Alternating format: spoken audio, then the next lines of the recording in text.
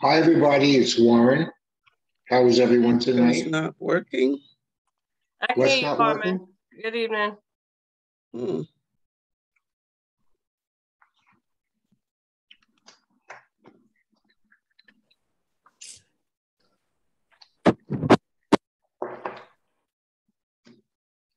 Can you guys hear me?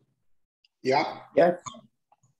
No, it was giving me a message saying my speaker wasn't working. I was like, uh-oh. Uh-oh. Let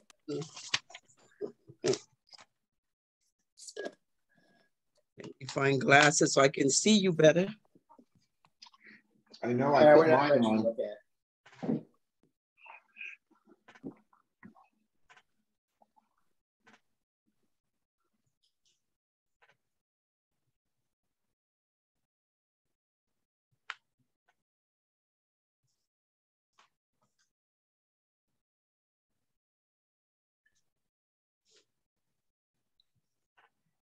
All right.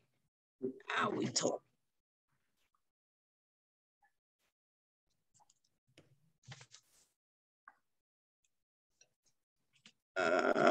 Where are my committee members?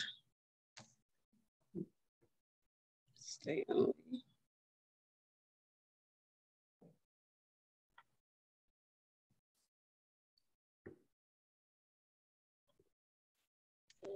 Good evening. Hi, Carmen. Hi, Felice. Hi, Felice. Can I count my committee members so I can start? Hi, Warren. How are you?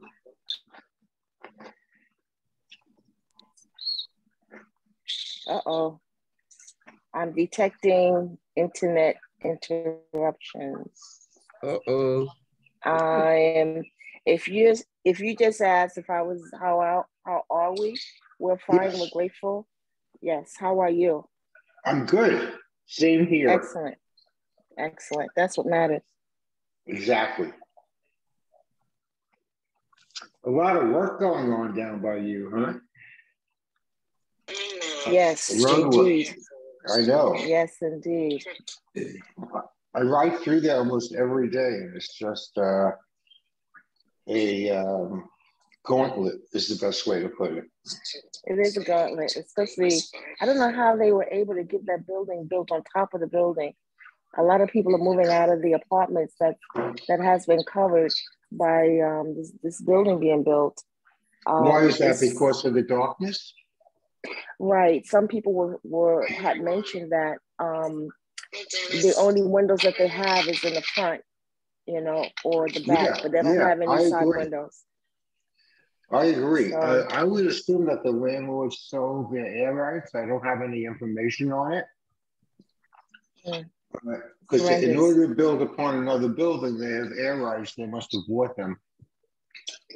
People selling their air rights. Yeah. The apartment should be sued. No, I know. It's just terrible. It seems some crazy looking developments where it extends to the next property and it looks crazy. Yeah, because they're taking small plots. They're taking small plots and trying to maximize what they can build without going before the zoning, change the zoning. Mm-hmm. All right. So it is 7:05. We got 5 members. We can begin.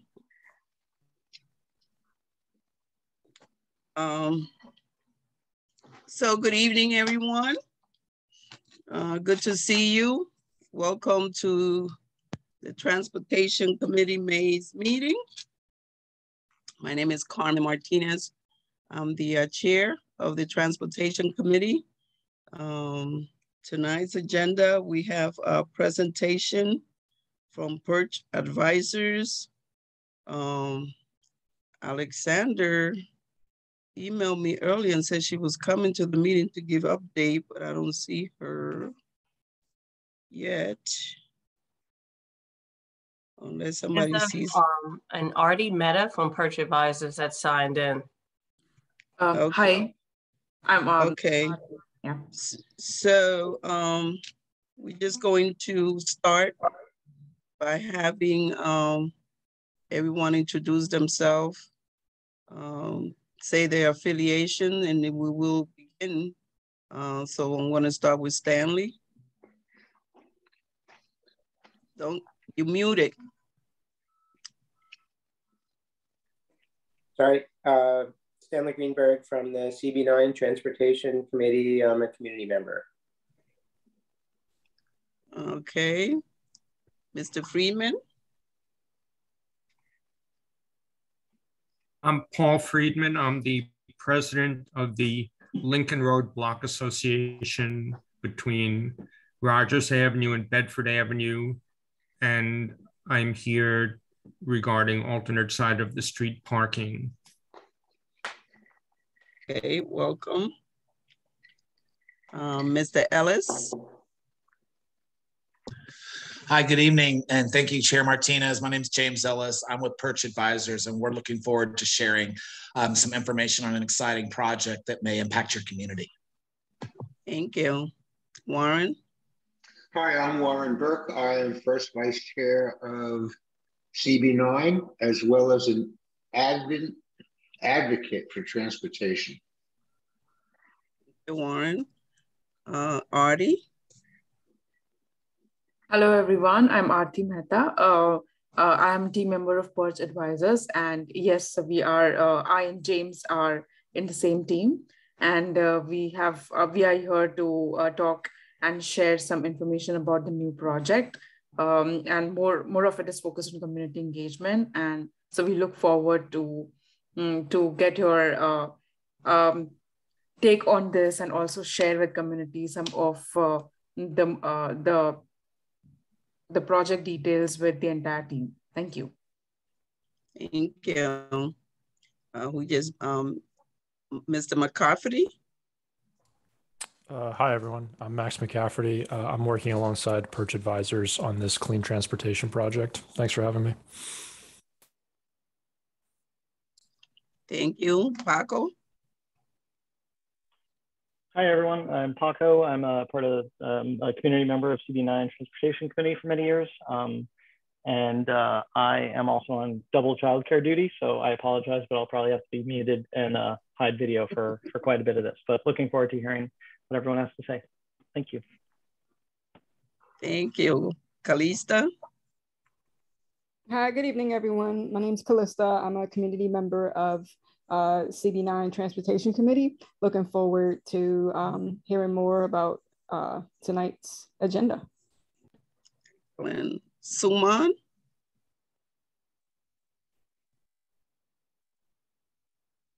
Yeah. Oh, did I scare Suman away? Okay. Jeff. Hey, good evening, everybody. I'm Jeff Granum, and I am a community member of the CB9 Transportation Committee. Hey, Valerie. Good evening, everyone. My name is Valerie Fleming. I'm a resident member of the Transportation Committee and a longtime resident of Crown Heights, and I'm happy to be here this evening. Thank you. And I see Alexandra. Hey, Alexandra. Want to introduce yourself briefly? Hi, Carmen. My name is Alexandra Gergis. I'm the Community Construction Liaison for the DDC Reconstruction of Empire Boulevard, which has sites on Washington Avenue, Franklin Avenue, Schenectady Avenue, and Utica Avenue. Excellent. And we have our board staff. Is that you, Mia? Yes, it is. Good evening, everyone. Sorry I can't join by video this evening. My name is Mia Hilton. I am the Assistant District Manager for Brooklyn Community Board 9. Happy to be here this evening. Great, thank you. So welcome, everyone. So we're just going to move on to the agenda. We don't want to prolong the meeting. My name is Felice Robertson. You forgot all about Felice. me. Thank you just spoke to me. For jumping in, Felice. I'm looking across the screen looking for people. Please, please. There were 3 things that the judge said. Yes, I am briefly Felice Robinson. I'm on the transportation committee member and a long time resident of Crown Heights. Thank you. Thank you, Thank you, Madam Chair. And my apologies. Is Suman on? Okay, I thought I saw his name. I know I saw his name earlier. Okay. So to the transportation committee members, if you got a chance to review the February, March, and April minutes, please let me know. And if there is no correction, if there's any correction to be made, please say so. Otherwise, if you're good with the minutes, I will entertain a motion to adopt those minutes.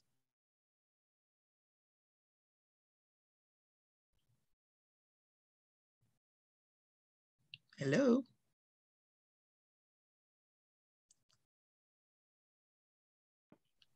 I can make a motion to accept the minutes as is. Second. Thank you, Paco. Paco motion. Stanley, you second? Who's second? Somebody second Paco motion? Oh, Felice? Michael.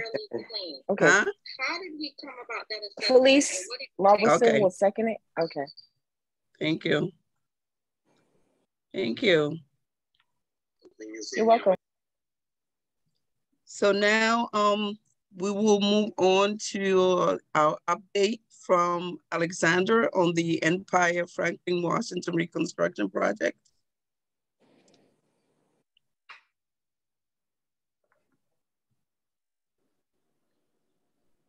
Hello? Yes. Okay. Can you hear me now? Mm-hmm. Okay. So we are currently performing sewer replacement operations on Franklin Avenue between Empire Boulevard and Sullivan Place. Following that, we'll be doing a water main replacement at the same location. There is a temporary roadway closure in effect during our work hours of 9 a.m. to 2 p.m. on weekdays. Sorry, I lost my place.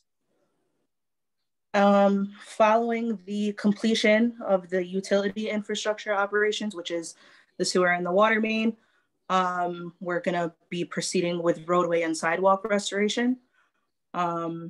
We have a second crew now that has resumed sidewalk, curb, and roadway restoration and reconstruction at Lefferts and Schenectady.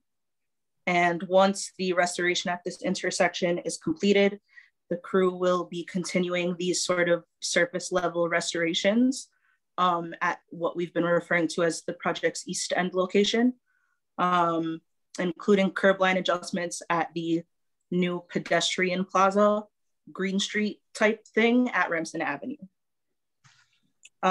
We had an inquiry at the last meeting about curb to curb paving of Empire Boulevard by Franklin Avenue. So we checked out the plans, and the project plans for the West End location include new pavement at the 3 crosswalks that cross Empire Boulevard, milling and paving up to 2 feet off the curb lines, a new bus pad on the west side of Washington Avenue, just south of Empire Boulevard, and restoration of trench areas. So I sent you an image shortly before the meeting started, and that is sort of a diagram indicating those first things that I listed.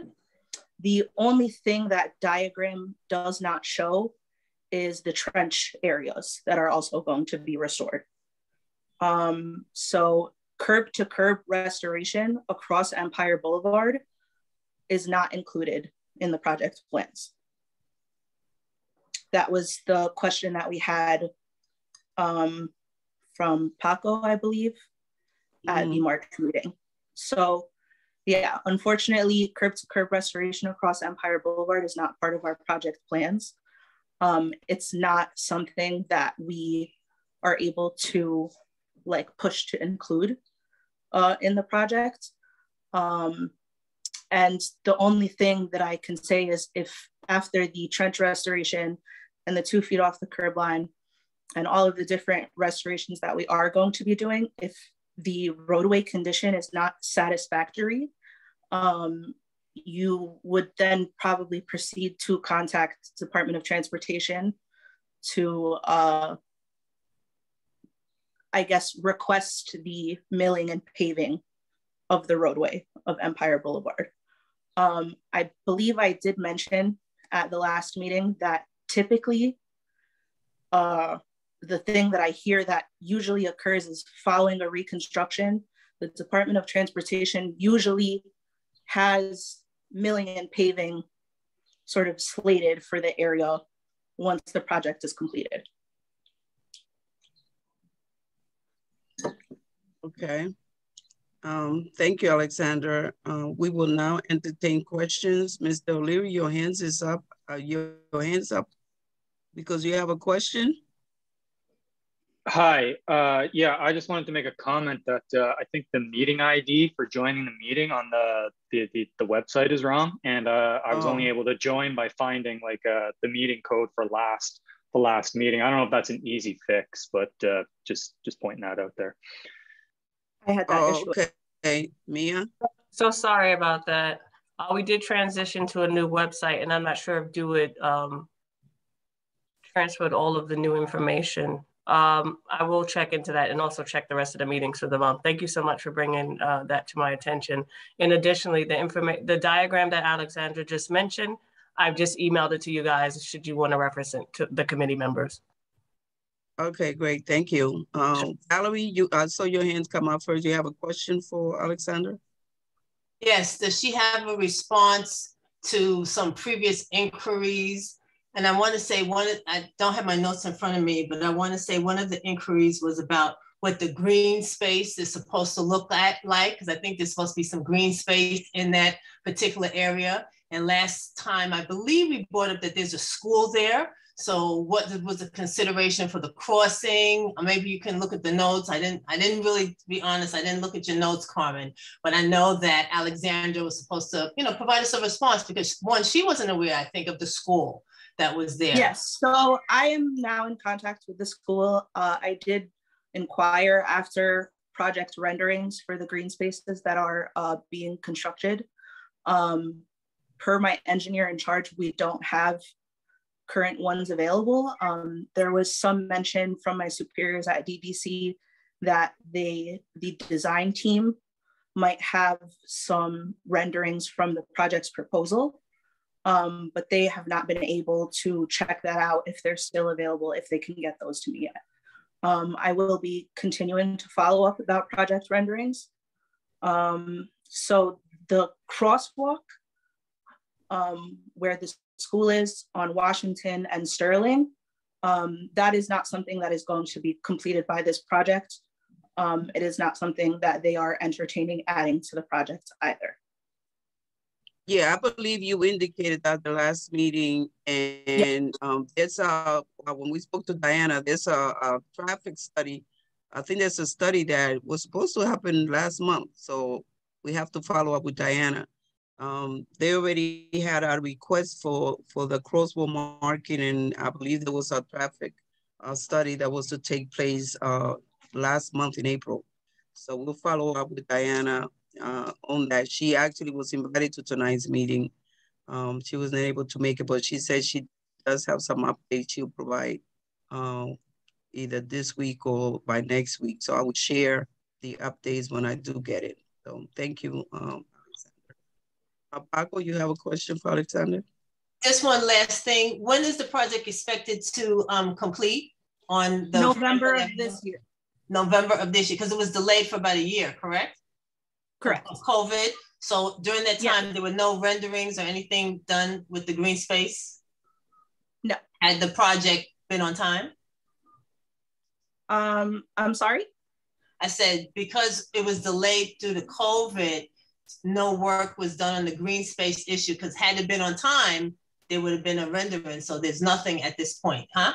No, renderings are not generally available for DDC projects, not in my experience from what I've seen. So you probably, from what I heard, you probably saw some project renderings when this project was sort of in the proposal and design phase. That was prior to my involvement in the project. I do not have access to any of the materials that were presented to you at that time. I'm trying to find out if those materials are still available for me to provide to the Transportation Committee. Thank you, Alexander. Paco, please. Yeah, I wanted to still thank you for the update and for researching the question that I had asked before. I was hoping to just clarify. I'm looking at the image that you sent with the the aerial view of the intersection with the blue and orange shading. So you're saying it's not curb to curb. It's not a full Empire Boulevard milling repaving. I get that. The orange shading, is that just new like crosswalks being painted, or is that's going to be milled, like that section will be milled and new? Yes, so the project plans indicate that those crosswalks are for new pavement. New pavement. New okay. pavement. And the bus pad and the blue the blue rectangle is new, is the bus pad. Is the bus pad, and then the lines surrounding the curbs are indications on the project plans of milling and paving, and it goes up to 2 feet off the curb line. Got it. Okay, but and then you had said that not typically, but sometimes with the DDC project, DOT will kind of coordinate full milling paving after it's done. But you're saying this project's not until November, right? At the earliest. So the earliest we, by some magic, that DOT would be smoothing all of Empire Boulevard would be December if this project stays on track. Is that right? I mean, theoretically, I'm not sure exactly how that coordination works, but theoretically, yes. We are hoping that our restoration that is called for in our project plans will be sufficient to sort of tide the community over in terms of, how much you can stand, how popped up the street is. But yeah, that's typically we do trench restoration and then those additional things noted on the diagram. So anywhere that we have dug, anywhere that you see missing asphalt in the street as it is now while we're doing the sewer replacement, they're going to, so the way that they usually do trench restoration is they'll actually chip off a certain amount for overlap. So you're not having like a straight line of like where things could potentially have undermining water can get in. So there's a little bit of overlap. So it would be they'll restore the width of the trench plus a couple of feet. Okay. My concern, just projecting ahead, is that, I mean, what will be done to restore will certainly be better than what's there now. But I find, and I guess this is more DOT issue than DDC, but obviously the two are so tied, that it's almost silly to me that DOT so often will mill and repave and finish a project just when the weather is cold enough that they can't put down thermoplast. By my 3-year-old daughter's school, wait 1 second. By my 3-year-old school, it was without a crosswalk there for like 4 months because they had just repaved Maple Street in early November or something. And then every time I asked about it, they were like, well, the weather has to average above 40 degrees for the thermoplast to stick, which I understand, but it just strikes me as painful timing that for so often these crosswalks are important. They're life-saving measures. And then a third of the year or a quarter of the year, they're just missing. And it feels like the planning is not quite done with that in in mind. So I'm hopeful. I'm grateful that the work that DDC will do and restore that. But then I'm fearful that DOT is going to then say, well, okay, they're done. Now we're going to rip it up. And of course, everyone wants a brand new Empire Boulevard milled and repaved, which we do, but that it will time out exactly when it's going to be like, you know, end of April of next year. Like there'll be a 3-month gap with no crosswalks at these brand new intersections that, if done safer, and now there's a little pedestrian plaza or a park there or something, you're gonna have more people hopefully walking there. And, you know, I'm just going by experience, I'm fearful of that. So I don't know if there's any measure you could. Is, I mean, fingers crossed they don't come through and do like milling and paving and whatever, and then they don't paint the lines. But we also have a signing and striping plan that I may be able to check with my resident engineer where we are being required to paint crosswalks, because we are required. I've seen the signing and striping plan previously. We are required to paint crosswalks, and I can check if it's all of the crosswalks that we're going to be required to repaint.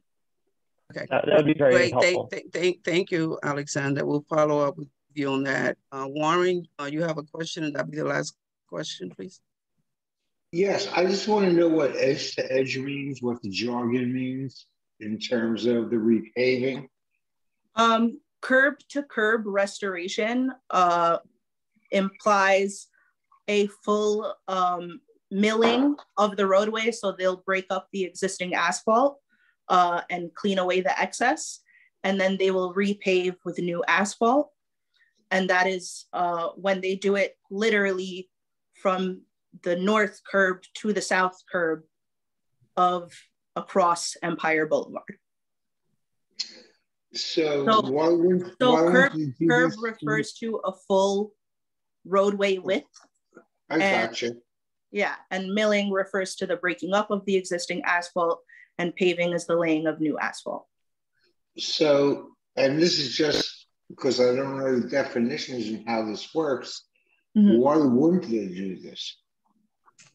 I'm sorry? Why wouldn't they do curb to curb? I'm just asking. Privy to that. I can theorize that it might have to do with budget issues. It might have to do with jurisdiction. I think DOT generally does their own milling and paving. So when DOT wants a roadway to be fully restored, they typically do it themselves. Okay. Thank you, Alexander. Again, we'll follow that with the DOT issue with DOT, and perhaps Diana will have some answers for us. So thank you so much, Alexander, for coming and providing the update. You know, we always like to see your face. I enjoy being here. You guys have excellent questions. It's always very lively. I enjoy coming to these meetings. Good. Excellent. So we're going to be looking for you from now on. Well, we only have 2 more meetings, so we'll go 1 more in June. That's it. Oh yeah. Then we'll give you a break to September. Yeah, then we can all go to the beach. Right. So moving along on the agenda, we will now have a presentation by Artie. Are you doing the presentation? Hi. Or is someone, okay, from Perch Advisors?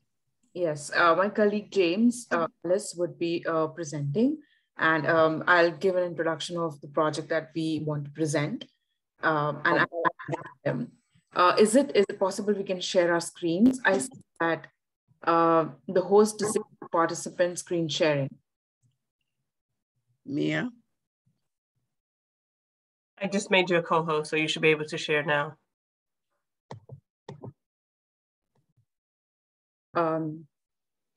James, are you able to see that option? So she's only made you the co-host, so you'll need to bring up the slide presentation, and I'll present from your slide presentation if that's okay. Yeah, yes, that's fine. That's co-host as well. Oh, great, great. Then I'll put it up on screen if that's okay. Sure. So just starting with just introducing my, hold on. Hello everyone, I'm Aarti Mehta, project manager at Perch Advisors. Perch Advisors is recently supporting community engagement for a project in collaboration with Dollaride, the company that focuses and provides improved and affordable access to fixed route transportation in communities. So we would like to share what the project is about and what are some of the things that we are looking forward from the community engagement point of view. I'll hand it over to James. Yes. Great, let me just get this in presentation mode. Sure. So thank you all. As Artie began and initialized this conversation, I just wanted to share how excited I am to be here as a 18-year member in Northern Crown Heights. We share similar community concerns, and I've also spent almost 11 years working with Community Board 8 as a member there.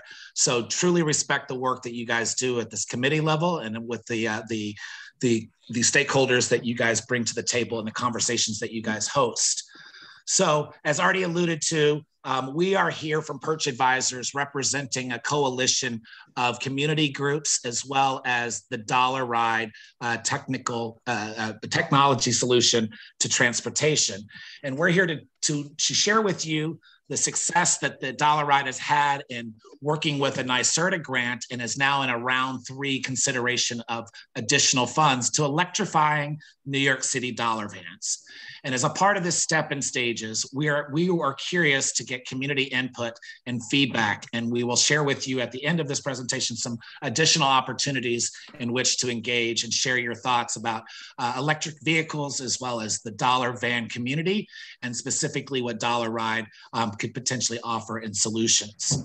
But if you live in Brooklyn, you probably have noticed these dollar vans in your neighborhood, which are driver-operated buses that carry riders along fixed routes. They often are in areas that are typically underserved or disconnected from public transportation networks in a robust way. While informal and sometimes underregulated, dollar vans are an integral part of the New York City transportation system, serving thousands of daily commuters and delivering accessible and affordable transportation service.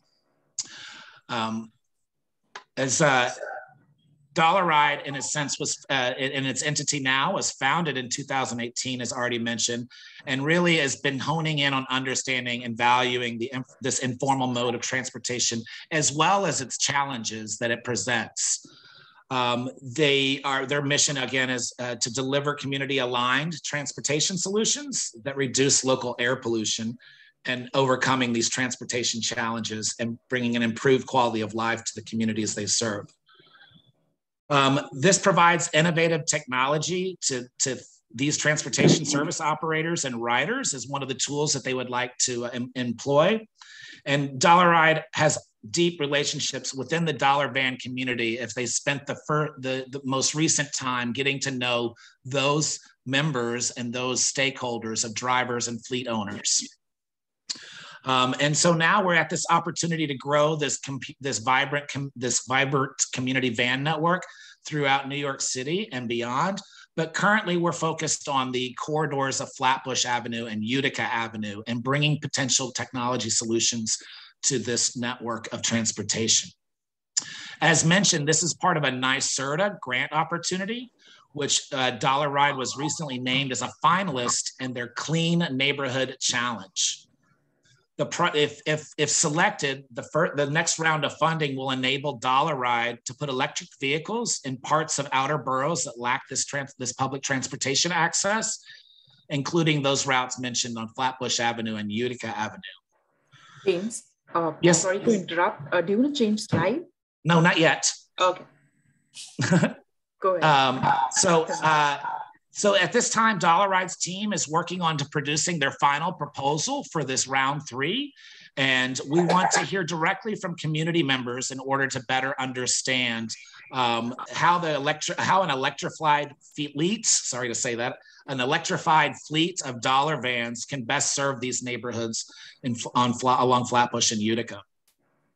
So we would ideally love to solicit some feedback today. And if time permits, we have a series of questions we'd like to kind of throw at you.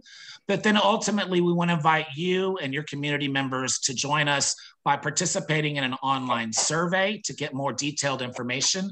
And then ultimately, in a couple of weeks, we'll be hosting a town hall, both virtually and in person, that we would like to invite members of the community to participate in as well.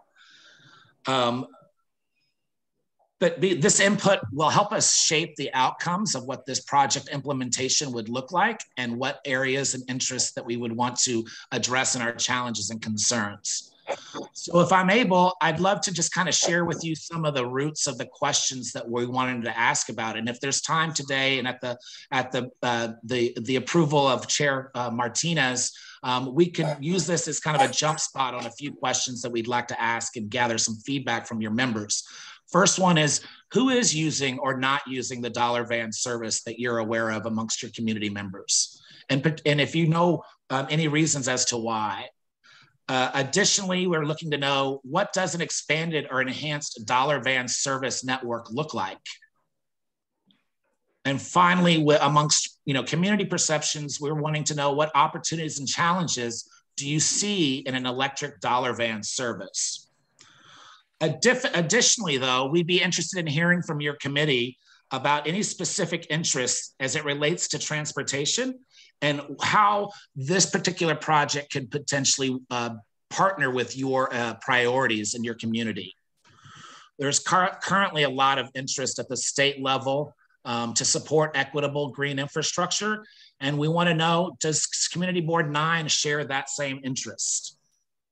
And if so, has the committee taken on any actions or activities to work with equitable green, to gain equitable green infrastructure?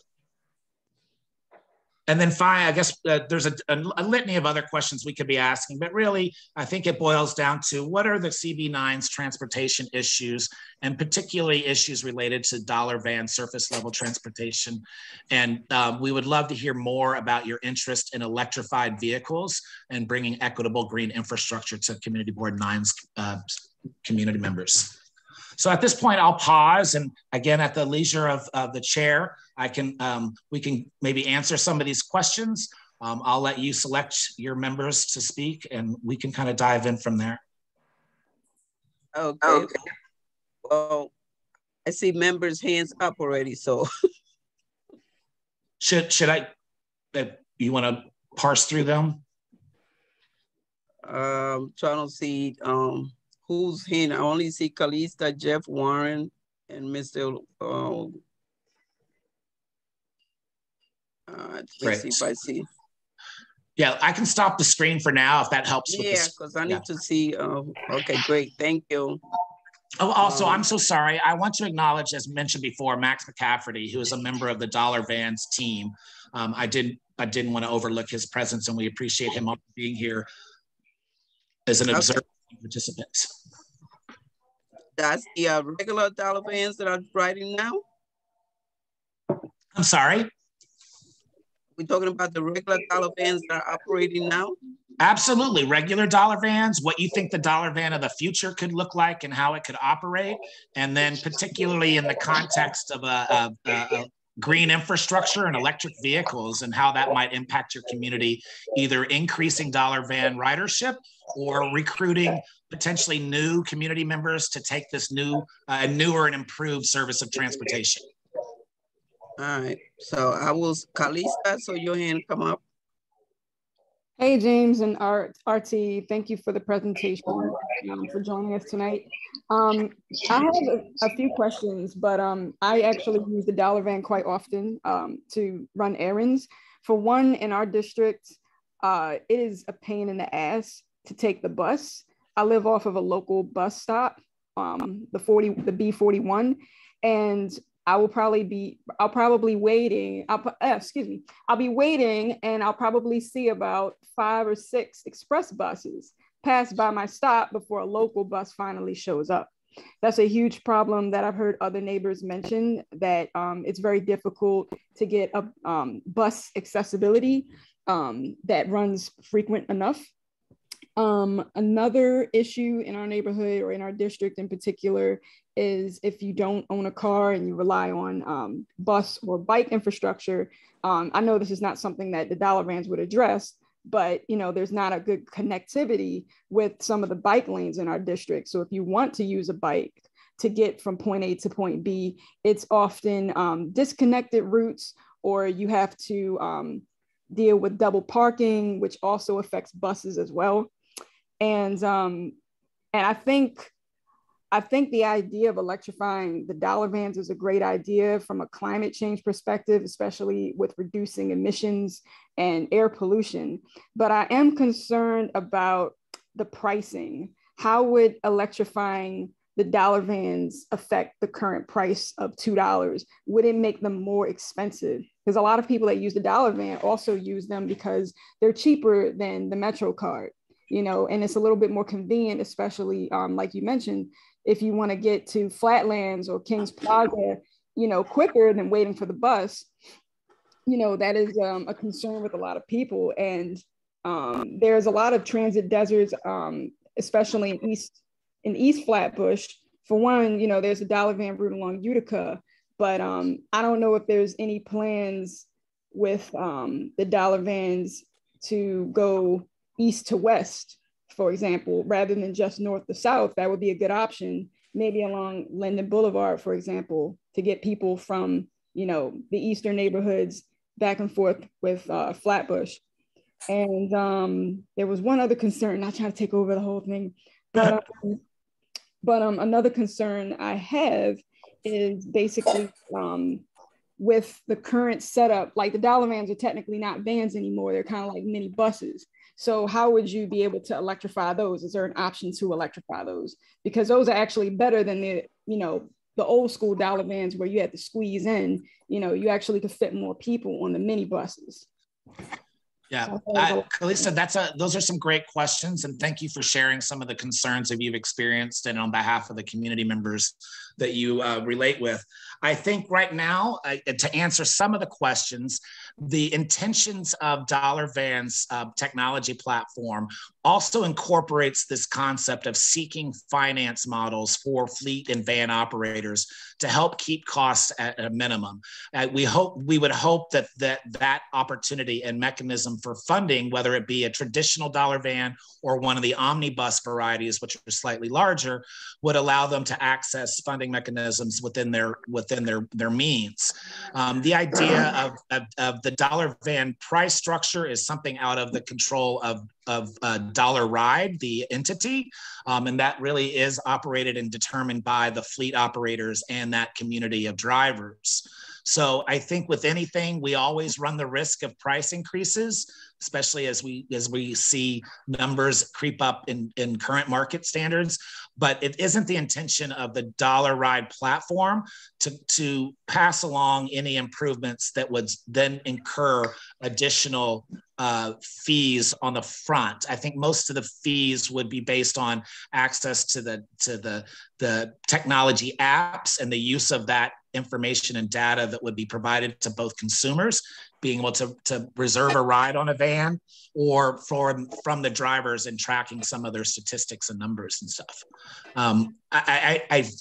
I'm hesitant to share any more because I don't really come from an informed place of the actual operations of that. But the proposal that Dollar Van is seeking is really around helping, electrify, find, physical infrastructure, as well as pursue funding mechanisms that would be equitable for those Dollar Van fleet operators and/or driver owners. Yeah, thank you. You're welcome. Jeff. Hey, good evening, everybody. Thank you, James. And I hope I'm pronouncing your name right. Arita? Arti? It's Arti. Arti, okay. Yeah. I have a few questions and a couple of statements. I won't belabor you with a long list. But first and foremost, I need to understand exactly how Perch advisors became a partner to the dollar van industry? Was it in response to a solicitation from the dollar van industry, or was this something, because I'm on your website and I'm just trying to understand how this marriage came about? Great question. And forgive me for not introducing Perch Advisors in a more detailed format earlier, but we are a community and economic development consulting team, and we support communities throughout New York City and seeking improvements and projects that they're looking to do. We work a lot with community commercial corridors and with business districts and merchants associations.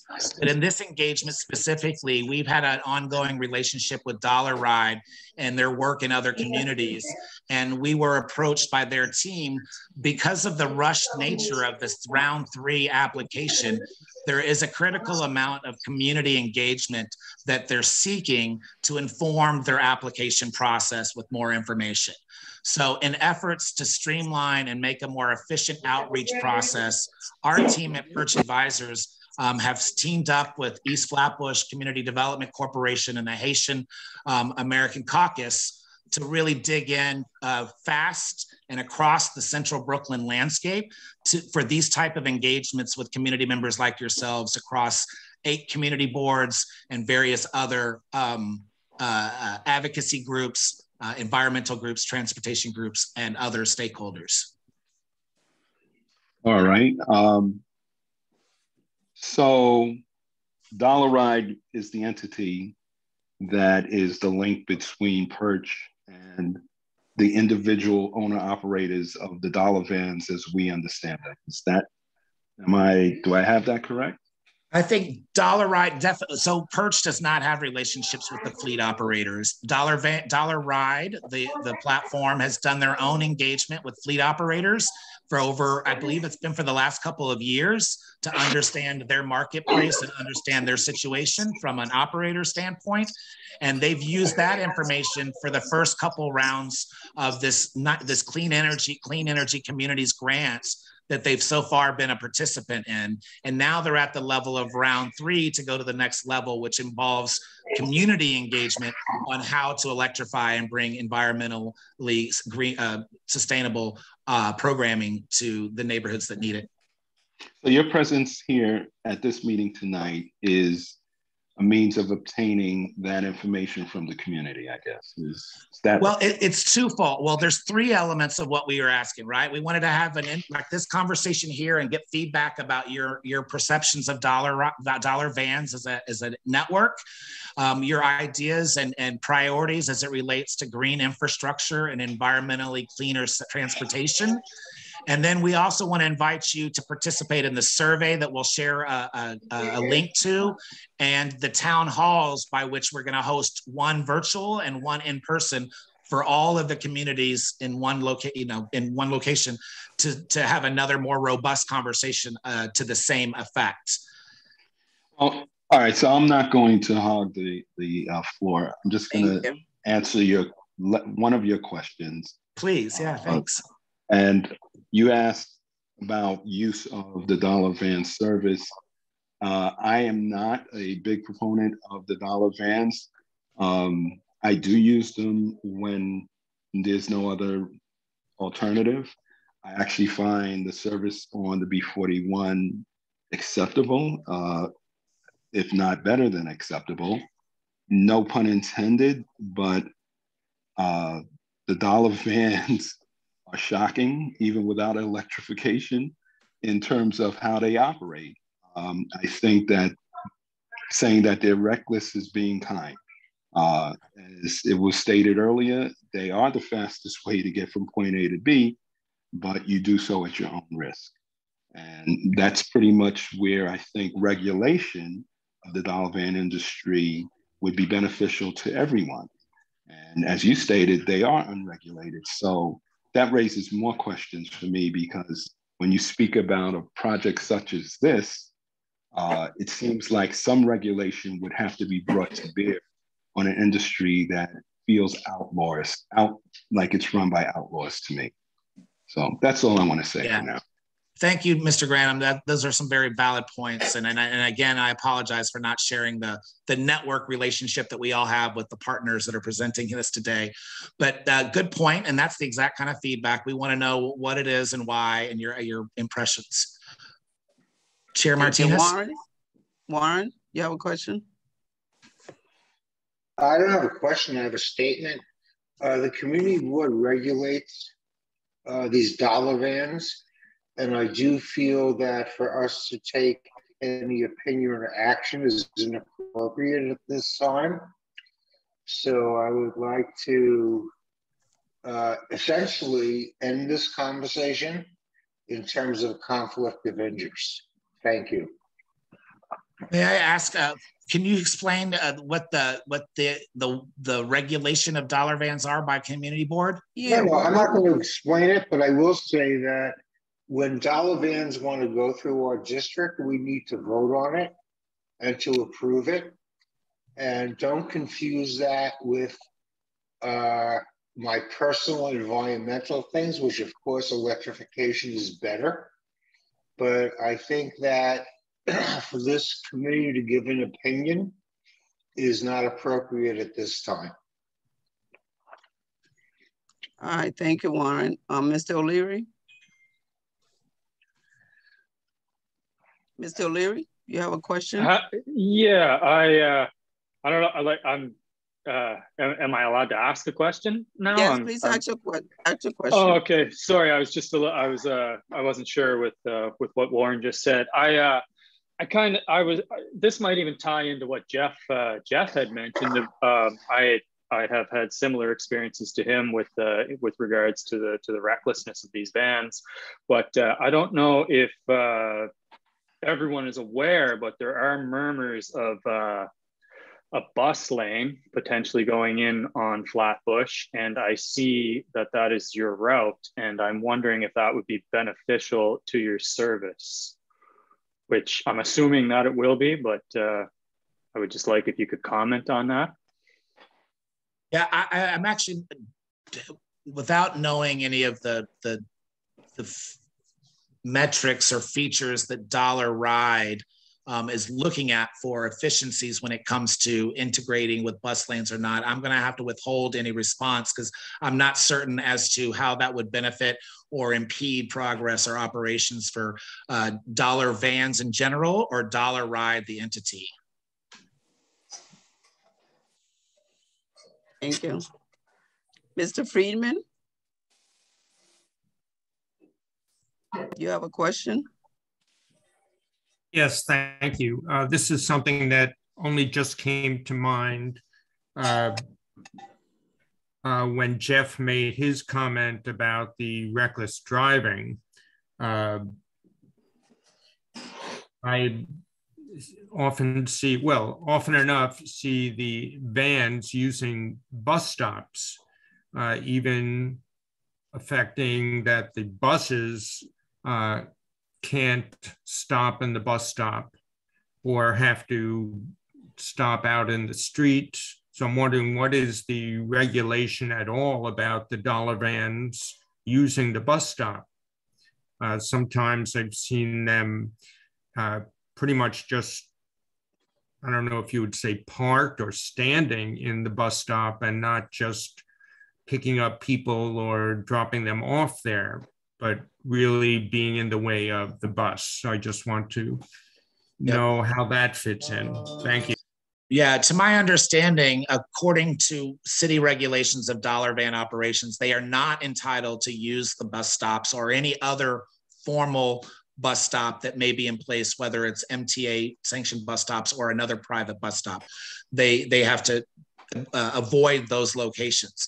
The fact that they're in them is obviously an inconvenience and an obstruction to efficient flows of other means of public transportations. But to the point that Mr. Grannon brought up and that we heard from Mr. O'Leary, that the intentions of Dollar Ride as an entity and a platform would also look at bringing some level of streamlined oversight, or I don't want to use the word regulation because it won't be Dollar Ride's regulations, but to make sure that participants in their program would be vetted and adhere to local regulations and standards.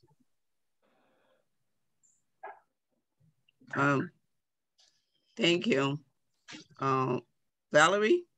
Good evening.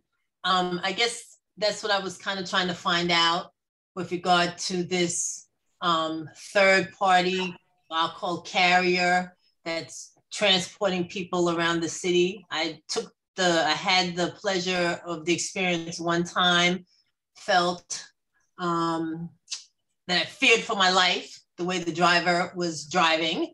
And I said that I wasn't going to do that again because I just didn't feel safe. So if I just was really concerned about who is enforcing, we'll say, the regulation. Yeah, we can say when we go to the corner, we're not supposed to cross through the red light, but we still do. We cross the street when the light is red. But for the dollar van, where they're taking people's lives that you don't know, because if something happens, who do I call? You know, who do I call to follow up? Who is responsible for the activities of the individual? So my thing is, free enterprise is a beautiful thing, but when you're transporting people from different places, who is truly responsible for the enforcement to ensure that the drivers are on one accord? Thank you, Ms. Fleming. That's a really, really interesting point and very critical need for understanding as well. Paco, you have a question? Yeah, my question, I guess one comment, one question, the comment is, I mean, I'll echo what everyone else has said about dangers and recklessness, but there is a need for it. I think the dollar vans and electrification of them is, I guess, a good idea, but the dollar vans as a whole are just like a proof of a failed transportation system at large. That, you know, it's not the dollar van's fault that the MTA is so bad. I mean, it's great in many ways, but also bad in many ways. So I recognize the need for the dollar vans, and I don't think we'll solve the transportation needs without them anytime soon. But then I wonder, electrification of them, it sounds perfect, of course, greener and everything, but like, I'm curious some of the logistics. Where would they be charging? Are they charging on the curb? And then if so, now that curb is only for a dollar van?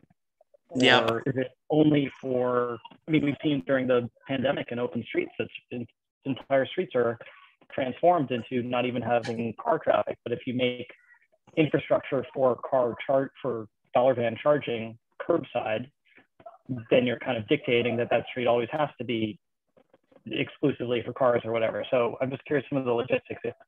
This may be way too early, but I'm curious if that's been entertained.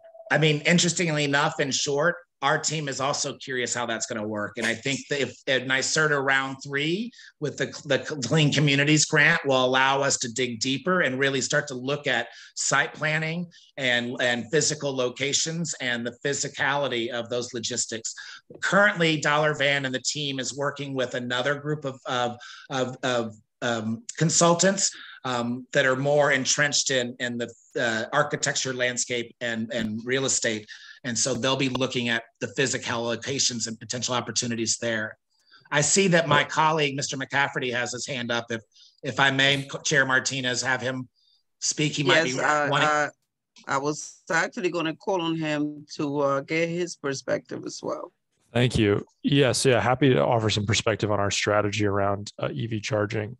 So our current thinking is that EV charging is going to be sited in the lots of businesses where the community would be able to use the chargers during the day. Customers of those businesses would be able to use those chargers during the day, and they would be reserved for the dollar van drivers at night. So essentially, we're currently in the process of identifying businesses along the routes who have an appetite for hosting these kinds of chargers. Again, this would be a benefit to the community, to the customers of those businesses, to those businesses themselves, while the dollar vans were driving their routes during the day. And then when, essentially there's very, very little demand for them, the commuter vans would be driving at night.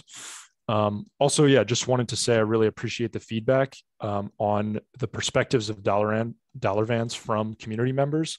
It sounds like accountability for drivers could be a very compelling or a very interesting part of the solution. And we definitely have the ability to do that through dollar van system. Give riders like yourselves, in the same way that when you ride a Lyft or an Uber, you can review the driver, you can call them out for reckless driving or things of that nature. I think that's definitely something that we can explore as part of this program. And as we're talking about, introduce ways to increase transparency and accountability. Thank you. Thank you. Thank All you. right. As Chair Martinez, in efforts of time, I want to, be grateful that you gave us this time and maybe just kind of start to wrap up, but throwing out a few more questions. And then we'll also refer the community to our survey and the invites for our community meetings. If that's okay with you, I'll go back and share the screen so everybody can see those links. Thank you. And just kind of a couple more pokes on those other questions, right? Who's using them? Why or why not? That's one of our questions. We wanted to know about the dollar van enhanced service and what that could look like in the future. And opportunities and challenges do you see in the electrified version of dollar van? But in addition to the other questions about your priorities as a community on green infrastructure and trying to create solutions to the transportation gaps that you experience. But as we kind of dig deeper, we're hosting two meetings for the Brooklyn community at large. One will be a virtual town call hosted Monday, May 16th. It'll be by a Zoom. The Eventbrite link is shared on the screen, but it also has been shared with the district office in hopes that they would share it more widely with the full community board. And then there's an in-person version town hall that'll be held at Brooklyn Commons at 495 Flatbush on Thursday, May 19th in the evening. That Eventbrite link is also shared there as well. And then finally, if you guys have your mobile phones available, you can take a quick snap of this QR code and take the survey, or you can link directly through our surveymonkey.com website for Brooklyn Community Boards and kind of share more in depth your thoughts, or if you have thoughts maybe in 3 hours from now that you wish you would have shared, this will be an opportunity for you to jump in and share your experiences and perspectives and possible your own visions for what an electrified dollar van fleet could look like. So I thank you all. At this time, if you feel inclined to do so, we would love generally support of this project as we head into round 3, based on the information that we were able to share today, that we're looking to find opportunities to electrify dollar vans, looking for infrastructure within the community of which they are served, and trying to create a more transparent and accountable level of dollar vans from the feedback that we get from our community members will help inform this round 3. And if you guys are inclined to petition the full board for a letter of support saying that you'd be interested in seeing this project continue on with additional support from the NYSERDA grant, that would be appreciated. Thank you. Okay. Thank you so much for your presentation and for this information. I personally, speaking for myself, have my own issues with dollar van. Never used them, but I do know someone that used a dollar van and one time wound up seriously injured. And instead of being aided, the driver actually helped them off the van and left them on the sidewalk and took off. And the person almost lost their toe because as they stepped onto the van, there was some metal sticking out. And when she stepped on the metal, went straight through her toe, ripped her nail off, almost took her entire toe. So I'm not a fan of van. However, that's my personal position. So I would defer to the committee members here. I don't think that I will have enough information on this project, because this is the first that I've heard of it. And so I would like to know more about it and probably attend those meetings and talk to other people that I know who use dollar van before I do my own opinion on it. So, but I will open it up to the committee members in terms, typically when someone comes before the committee to make a presentation, you know, if we put a motion on the floor for the committee members, or I ask for motion from the committee members in the recommendation as to whether or not we recommend that the board lend its support, approve, or whichever way they want to go about it.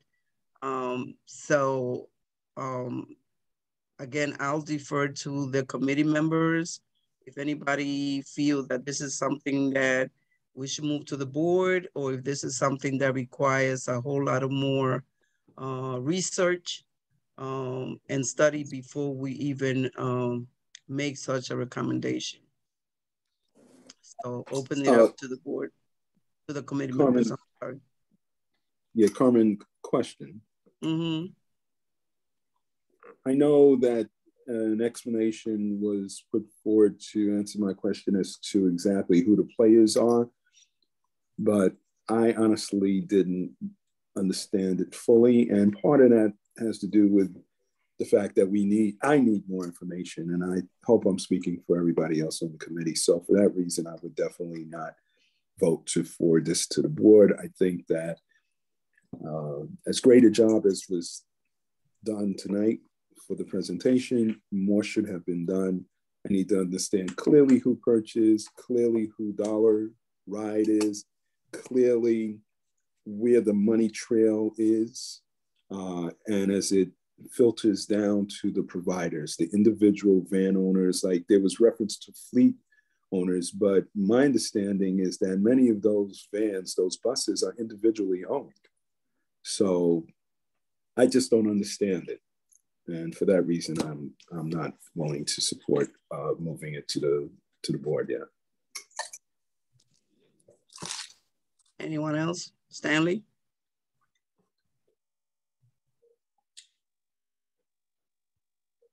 Oh, are you speaking, Stanley? Sorry, just looking to unmute. I think everything that Jeff said is exactly what I was going to say. So I think we need more info. Great. In general, I'd love to have everything electrified, and maybe this is the right way to do it, but I want to make sure that it is. Sure, and thank you for sharing that, Mr. Grannon and Mr. Greenberg. I think that's important for us to know and hear. I will also share that, again, this has been kind of, this is our first presentation, and getting to know each community board's kind of unique perspectives is what we're really kind of digging in on, but also trying to kind of learn what resonates and what elements you want to hear from, because the presentation could also be an hour and a half if we wanted to, and we wanted to make sure that we respected your time and kind of focused in on what it is that we were doing. So apologies if it seemed like we kind of glanced over certain matters. We certainly will have, I believe we shared with the district office a one sheet, a leave behind for the benefit of the members. That can also be distributed, which gives a little bit more information as well. And then really, I think to the general community members, if this triggers your interest and you have more thoughts and more information, we'd love to hear back from you through your survey portal or through the virtual or in-person town halls. Thank you. Yeah, I came from this knowing almost nothing about the dollar van, so I feel like I have a learning curve ahead of me first. Yeah. And as Jeff said, there are independent operators. So there's the question of how is all of this going to fit in terms of the competition between the fleets and the operators, the electric versus the non-electric. It's a lot of things that needs to be taken into consideration and understand. So again, if there's any other committee members that wish to also speak on the matter, please do so. Felice, Valerie? Please, I'd love to hear it. And, okay, Valerie, you speaking? At this time, I decline to make a positive vote for this particular project because I too don't have enough information. And we're already talking about We got all these other vehicles and this, that, and other on the surface. Here's something else coming to the surface. And we need to really look at how we share our roads, and if we're going to share the roads efficiently, effectively, taking into consideration the safety. And, you know, I know people are trying to make money, and it's all about money at the end of the day. But as the group is making money, how is the money being channeled to include the safety of the individuals and the transparency to those people who are going to be the ridership? Because it's unfortunate, because like I said, I feared for my life. And here's Carmen's friend, you know, could have lost a toe as a result of the non-regulation. So for right now, you know, I need more than a one-pager. Thank you. I appreciate that. Thank you. Thank you. Paco? Okay, or sorry. Felice? Who's speaking? Felice? Go ahead, Felice. Yes, I was just going to say that I echo what Valerie had said. We need more information on this, and it's just so much traffic going on. But just in fairness, we really do need more information on this. So I echo what my co-members have said. Thank you. Thank you. Okay. If I can just summarize the points that were the gaps of information, I think there was if I could just make sure I confirmed that, you know, that you guys desire a little bit more understanding of the relationship between the partners presenting this project, understanding the financing behind the electrification of the vehicles, and then how the financing to the van owners would consider that between fleets and independent operators. And then more importantly, how would this project improve operations on the street level for safety, transparency, and accountability? Is that kind of a summary of what we could probably elaborate on more intensely in our future presentations? Correct. And also how it would affect pricing. Mm-hmm. Or how it would drive the pricing up, you know. Understood. Yeah, gotcha. I think that all of what you said would be helpful, but as I'm thinking about this a little bit more, I think part of the problem here is not your fault at all. It's that we would love to see a comprehensive transportation plan for the neighborhood, and you are definitely part of that, but it doesn't make sense to just do your part without determining whether there's a bus lane or whether the city bike stations are going to match up with where you go. So, you know, I don't know how you coordinate that. I mean, you don't. It's going to come from somewhere else. So it's not your fault that you don't have all of that, but that's kind of the bigger picture that we want to look at too. Well, that's important to note, and it's all, you know, we know that that's a big ordeal with a lot of shared services and scooters and bikes and whatnot, and how that would impact it. I think we are just kind of proceeding on the idea that the dollar van community exists and the dollar van network exists, and our intentions would be to, first of all, make electrification an opportunity for those that exist, and then potentially bring some level of accountability, transparency to those operators that are using the electrical technology platforms. Okay, thank you. Yes, thank you. Very valuable feedback, I can say. Again, I thank you for your valuable time. Chair Martinez, thank you for allowing us this opportunity to share and get this feedback. And again, as I mentioned before, we welcome you to take our survey and come to attend our town hall and our virtual town calls. We'll leave that information with the board office, and they will be able to share that and distribute that more widely amongst your peers and colleagues. Great, thank you. Thank you for coming. Thank you for your presentation. And we will certainly look into this further, but at this time, we are not ready to make any recommendations to the board. And hopefully everybody here will attend the town hall meeting, whether in person or via Zoom, and gather more information. So thank you so much for your presentation, and the best of luck in this endeavor. Thank you. And with no due respect, if you guys have maybe you will come back at another time later on and well, we would be definitely able to love have to more information. We'd love to share those updates with you. For this practicality, we are kind of on a deadline to file our submission by June. So that's why we're kind of in this pattern right now, and doing our heavy drum beating around all the community board meetings before they break for the season. So again, thank you for your opportunity, and no disrespect, but we'll leave this room and allow you to continue on your business. Thank you. And thank you for the time. Thank you. Thank you for coming. Thanks again. All right, board members. So we have Mr. Friedman. Say you want to discuss alternate side parking with the committee? Yes, I would like to. I made some comments at the board meeting April 26th that I'll briefly summarize, and that's what led me to come to the Transportation Committee meeting. The basic thing is that we understand that sanitation is going back to the pre-pandemic schedule of alternate side of the street parking and street sweeping. As I said, I'm the president of the Lincoln Road Block Association between Rogers and Bedford. We do not want to return to 4 times a week, moving the cars twice on each side of the street. So I'd like to get the advice of the Transportation Committee on how we proceed with doing this with not returning to the previous schedule. Okay. Sorry. Oh, I'm sorry. I'm looking to see who is it. Stanley, who's talking? It's me. Sorry, I didn't raise my hand. Okay, on go ahead, the Stanley. screen, but if I could.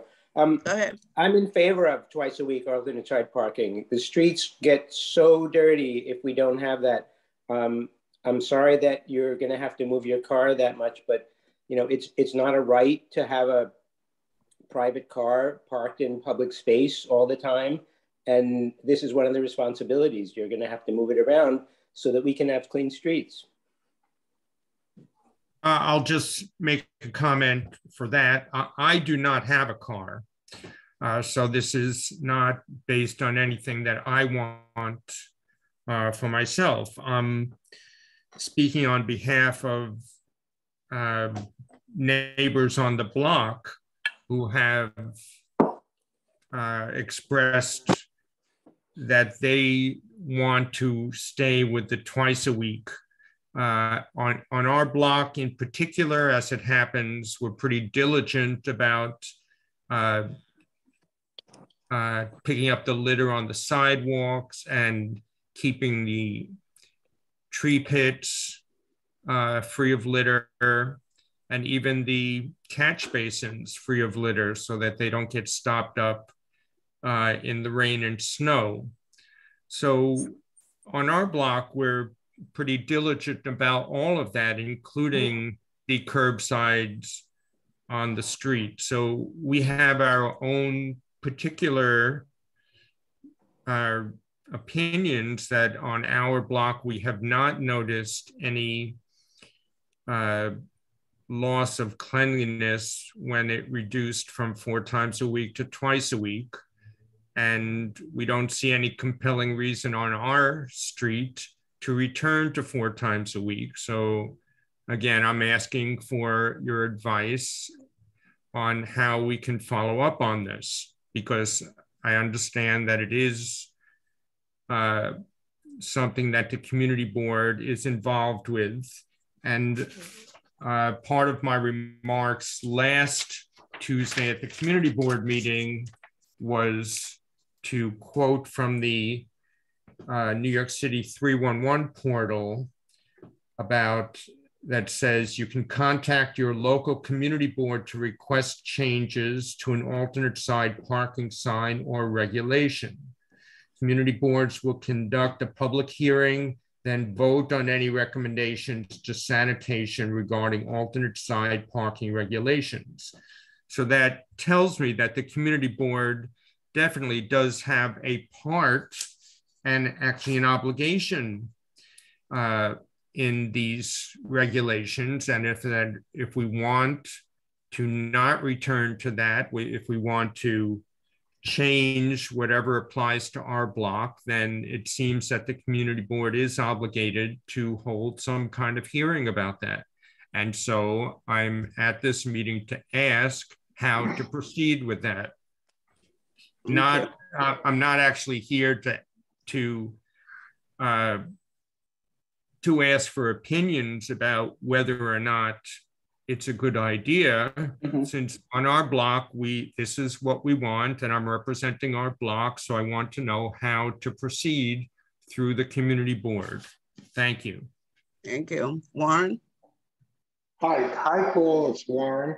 Can I ask you the whys in this case? Why do you want this? I couldn't quite hear. You want to know why we want to maintain twice a week instead of 4 times a week? Correct. Because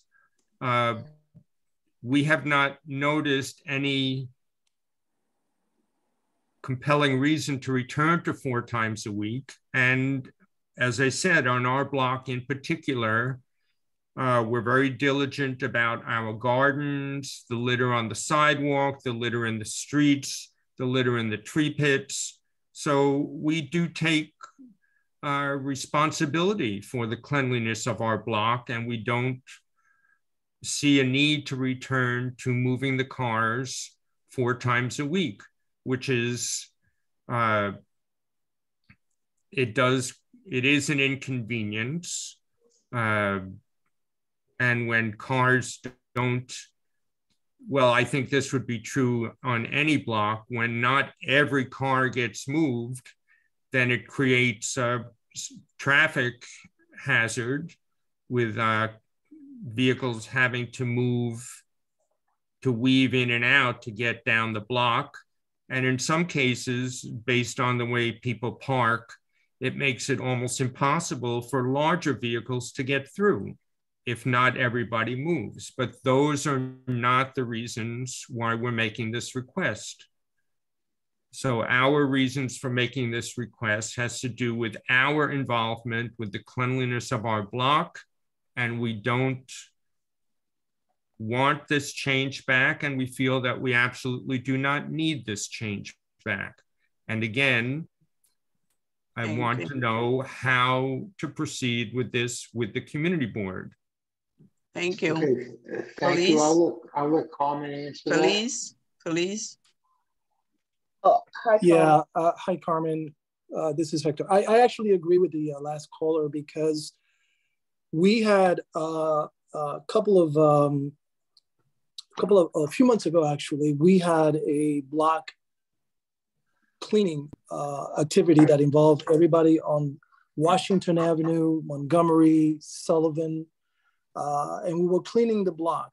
And you will be surprised to know that there was more garbage on the sidewalk than there was on the street. And so a lot of the people who live on Washington Avenue, a lot of the people that live anywhere between Empire Boulevard and Union Street are really coming up to us as a block association to really express their desire to stay on the 2 days a week cleaning, because if you drive up and down any of these blocks, the streets are really not that dirty that we actually need to go back to 4-day-a-week cleaning. And so I really echo what the last caller was saying, because I walk around my neighborhood and I see what's going on and I see the streets. And so this coming later on this spring, we're going to do the same thing again, because right on Montgomery, what the sanitation department should be focusing on is to really clean these sidewalks. For some reason, Montgomery sidewalks between Franklin and Washington Avenue have become a dumping ground. They don't dump on the street, but they will dump on the sidewalk. So, I mean, I think we should stay on the schedule, and whatever the board can do to actually keep it that way, that would be great. Thank you. Stanley?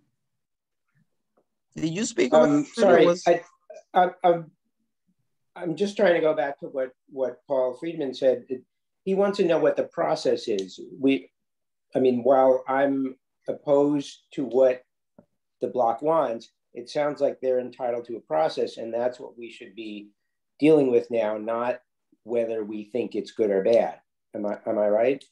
Well, I want to hear. Exactly right. Thank you. Excuse me. I want to hear from all of the committee members, because I don't believe that the process call for it to be done on an individual block. I believe the board has to do it district-wide. So therefore, I have to take everybody's opinion to consider. I cannot go to the board, none of us, and say Lincoln Road between Bedford and Rogers 1, 2, that's what they want, and we need to proceed on that. There's other blocks involved. As you all know, the routes are not based on one block. They are routes. Right. So we have to talk, we have to listen to everybody, and then based on what we hear, look into what is the process. I don't know the process. We were not the one that initiated in the beginning, the 2 dates only that was done as of COVID, and we're not the one that are talking about bringing it back. That's done by the city. So now we have to find out what is the process, how do you go about it? Because we have never done before, not as long as I've been on the board. So in order for me to do that, I got to hear from everybody on different blocks other than Lincoln. Jeff?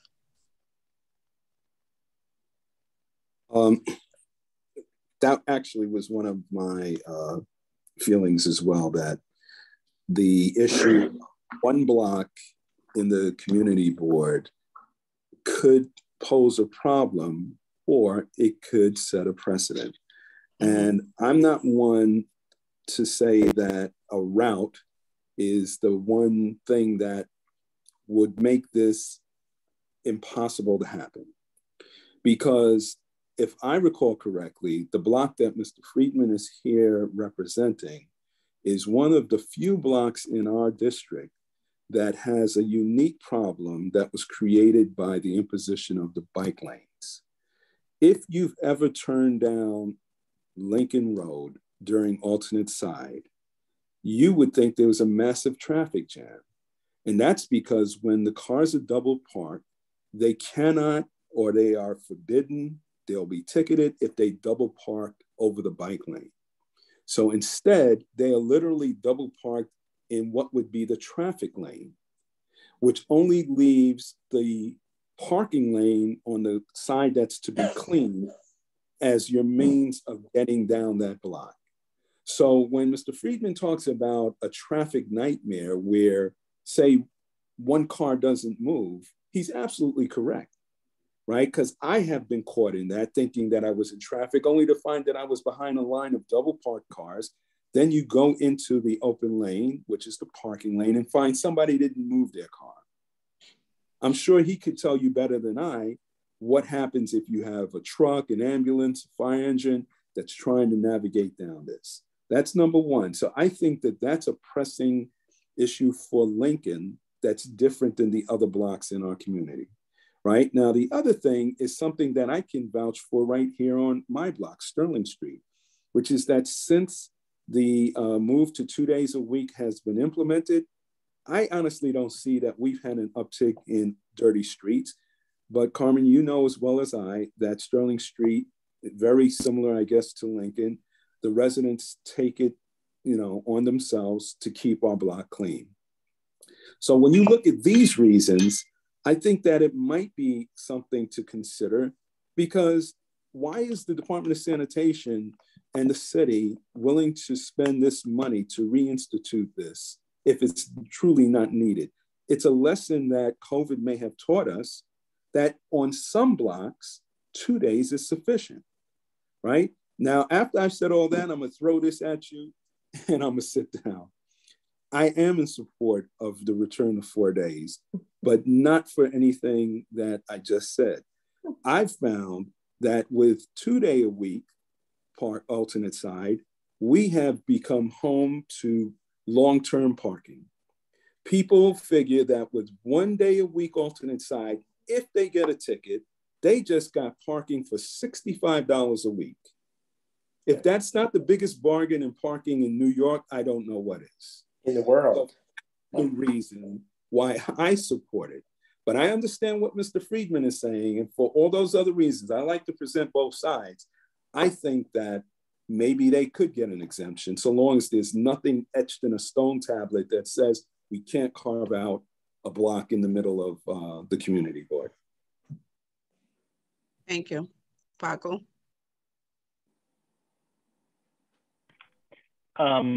I have a few things to comment on, and I guess similar to what Jeff said, I see some merit in both sides, but I live on Lincoln. I live 1 block away from you.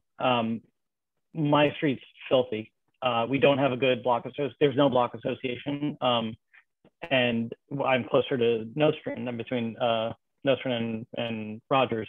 So maybe it's spillover from Nostrand foot traffic or something, but my block's filthy. And it absolutely needs cleaning. So to hear any suggestion of reducing it, like, strikes me as odd. But I would say that I feel like we're almost comparing apples and oranges. We don't have any cleaning. We're not really debating cleaning 2 days versus 4 days. For the most part, we have no cleaning on our block now.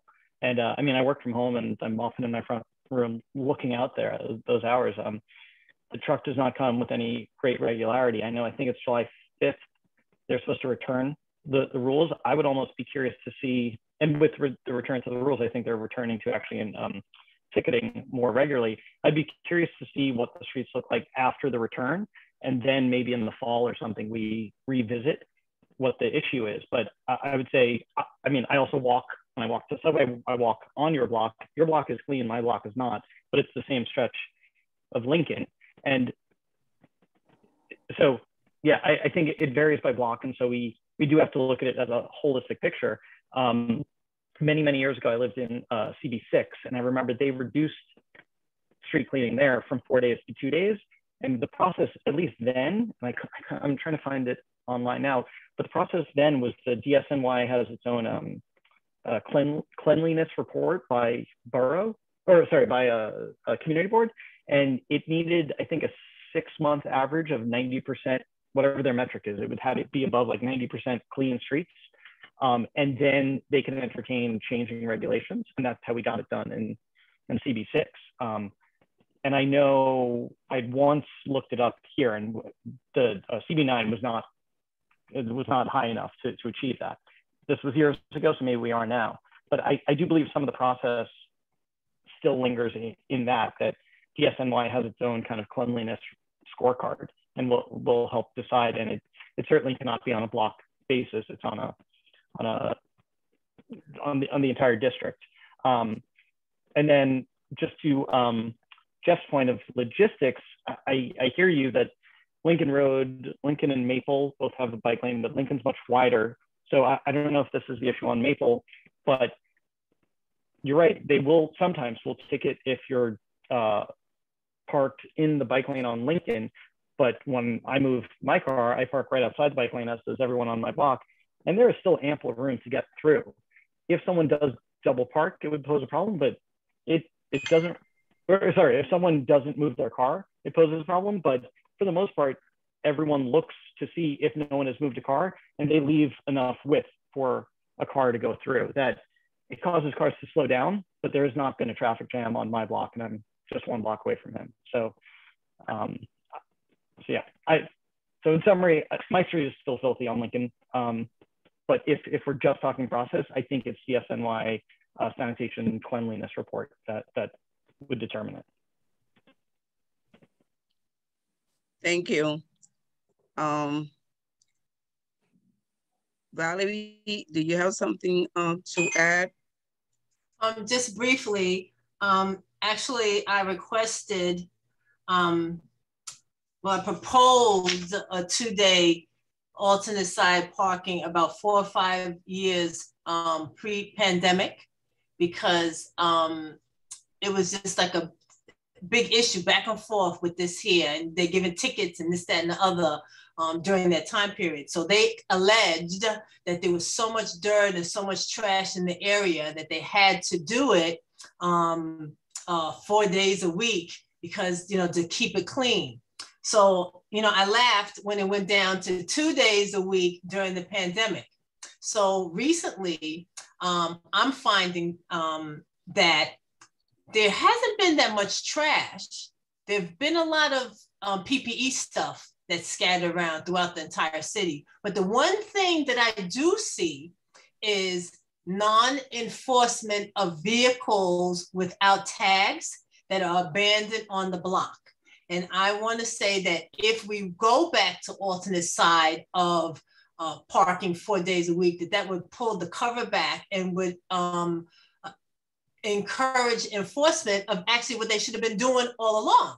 Because if they could go through to check to see if you've got your parking sticker on the car, they should know whether or not you don't have license, because there have been probably, I want to say during the pandemic, about 8 or 10 vehicles on my block that have been abandoned, and I had to call constantly the NCOs, the police department, because one, they're taking up parking. Two, the vehicles are collecting the leaves and things underneath them. And then three, some of the people that live when the vehicles are parked, they are getting tickets for not sweeping so many inches into the curb and things like that.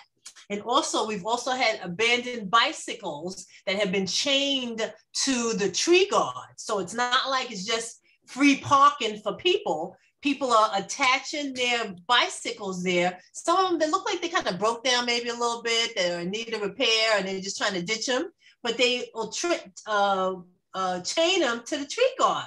So, it's on both sides. So I feel that a study should be done, because the sanitation department claimed that in order for them to go to 2 days a week, that they would have to do a study. So, are our streets extra dirty? Paco, is your street dirtier now than it was pre-pandemic? I don't know. It's much dirtier, yeah. I'm sorry to interject, but I think I have to speak on behalf of the district staff. Just to advise that we regularly receive sanitation complaints at the district office and about the cleanliness of the streets in the district. And although for the more residential blocks, it may be cleaner, but Nostrand, Utica, Flatbush, consistently dirty. Okay. As well as streets where there are mixed buildings, where there is residential private homes and apartment buildings. Thank you. Thank you, Mia. That being said, Mr. Freeman, all I can say is that we will look into the process, and as you yourself stated, it requires the board to have hearings about the situation. So I will consult with the Department of Sanitation, with the board office, and all of the regulatory individuals involved to find out how we go about submitting.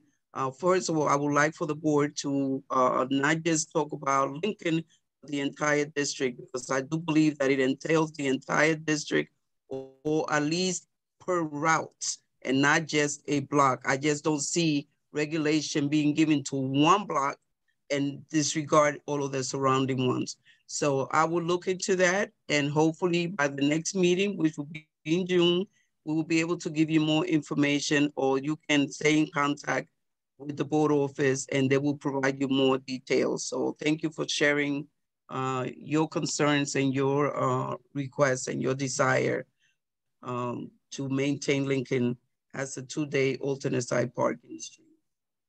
Thank you very much for following up, as you say, and I certainly do look forward to what you do find out. If I could just mention 2 things on some of the comments that were made. Is it Jeff who was on Sterling Street who made the comment? Yes, he's completely correct about the bike lane issue. as far as that when the alternate side is in effect, that we cannot cover the bike lane, which I agree with, because as I said, I don't have a car and I'm much more on a bike. So I'm actually looking for enforcement to keep the bike lanes clear of anything. But also something that Paco mentioned, of course, I am familiar with your block because I'm often walking on your block, going from the 2 and 5 to home. Unfortunately, it's not completely,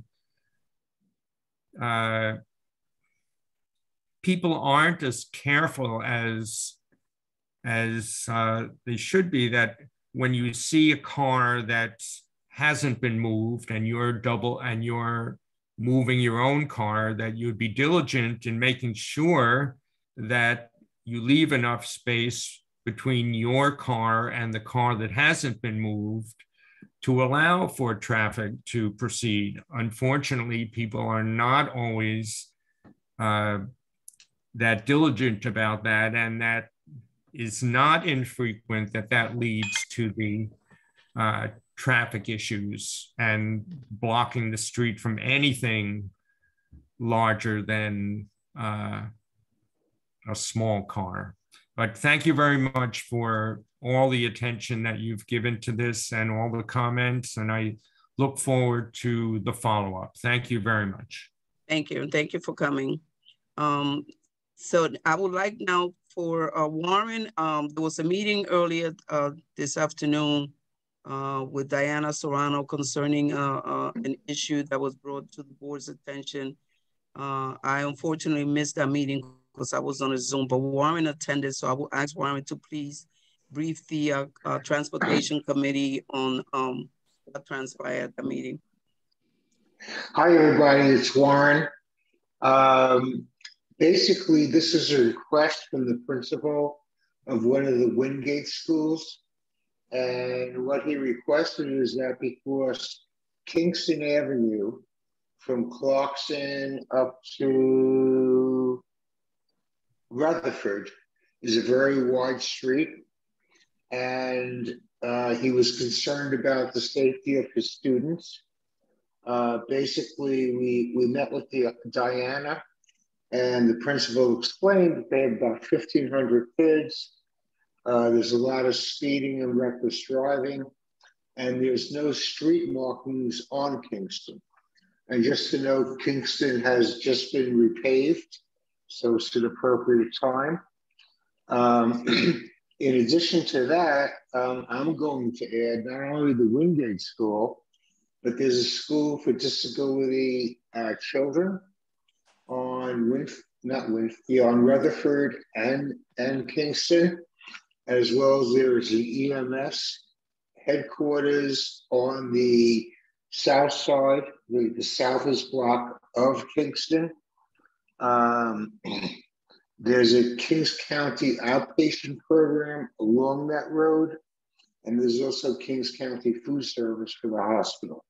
So basically, it's a lot of traffic. And the principal's concern was the safety of the kids. So it was a very good meeting. Diana was her usual receptive self. And the outcome of this is that she asked the principal to make a request to DOT for some traffic calming measures. And they basically include, number one, striping. Number two, to bring in the DOT safety squad for schools to evaluate the situation, as well as installing crosswalks. I don't think there's any action by the committee at this point. We need the principal to make a request. The community board will process that. And then she has to go to about 3 or 4 different divisions of DOT to get feedback on that. And then she'll present this to committee. Thank you. Thank you, Warren. So we had quite a meeting. Mr. O'Leary, I haven't forgotten your concern about YNS plumbing. I actually sent Beretta an email a couple of days ago, urging him for some kind of response as to how they're going to start enforcing that business blocking traffic during morning rush hour. So I didn't forget. Beretta has not gotten back to me, so I might have to stop by the precinct in person and get some information. But we're still pursuing that matter. And as you know, and as I stated before, it's not anything new. It's something that the board has been dealing with for quite a while with the plumbing business. It forces people. I know it has forced me into the bus lane, and you just have to hope and pray that the bus behind you doesn't have a camera that's going to capture you on the lane and issue you a summons, which is something that I also brought to his attention. That it poses a pain in the neck to motorists to have to contend with jumping onto a bus lane against regulation just to get through Rogers Avenue. So be patient. I didn't forget. I have a question. Yeah, I was just going to comment that that wasn't my concern specifically. I was more or less just asking the committee how you follow up on issues that had been brought up by other people. That was somebody else. Oh yeah, no, I think Warren. Warren, you asked that question, and Warren. Yeah, I thought you had asked about. No, it was a guy and a girl who they had only come to that one meeting and asked about that. But I'm just trying to learn, because I did apply, and I definitely want to be a part of this committee. I guess you probably do those in the fall when things reconvene. But yeah, I was just trying to learn a little bit. Yeah. Okay, thank you. Comment, can I comment? Yeah. William, thank you. And I think you should apply for a resident membership, contact the board office. But more importantly, I have a constant complaint about Empire Boulevard for the same reasons. There's heart to heart there. And I will tell you it's a struggle. And when I contact, or the community board contacts the precinct, they have to go to the traffic division or something. So just make sure to register what your concern is, send an email so we can follow up on it. But I will tell you it is just a struggle. So thank you. Paco, you wanted to say something? Yeah, I wanted to actually follow up on what Warren had just presented. I'm pretty familiar with that stretch of Kingston. Before the pandemic, I used to park at the lot right opposite there. And I remember just being floored by how wide that street is. I think that one block of Kingston is exceptionally wide, but I'm curious, in the meeting with Diana and the principal,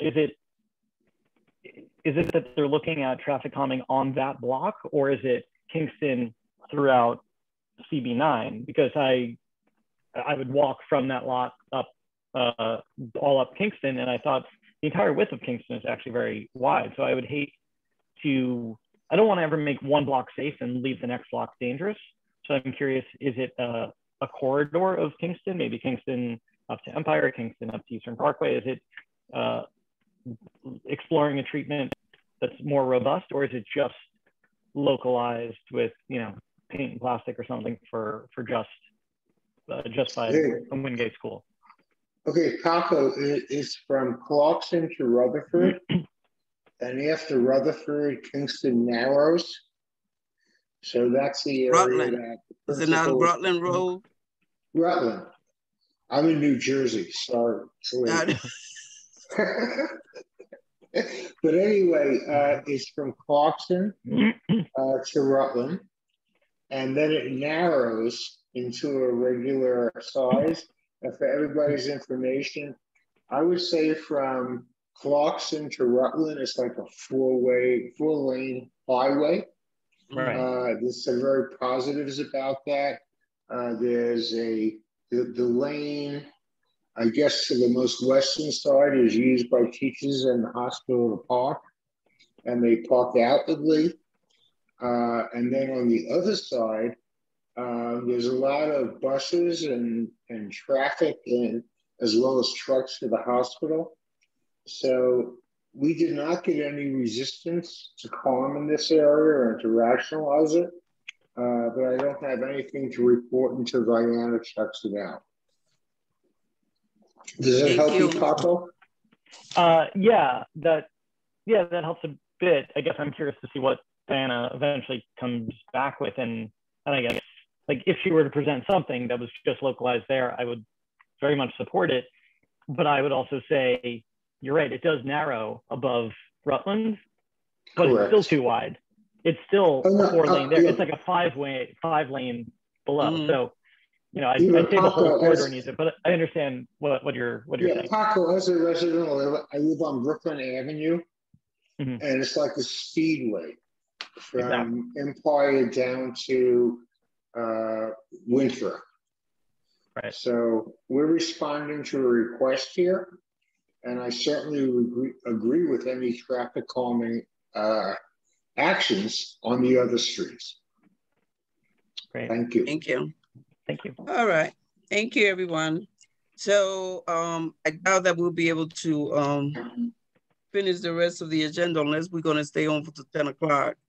But I do need to touch on the June 4th community fair.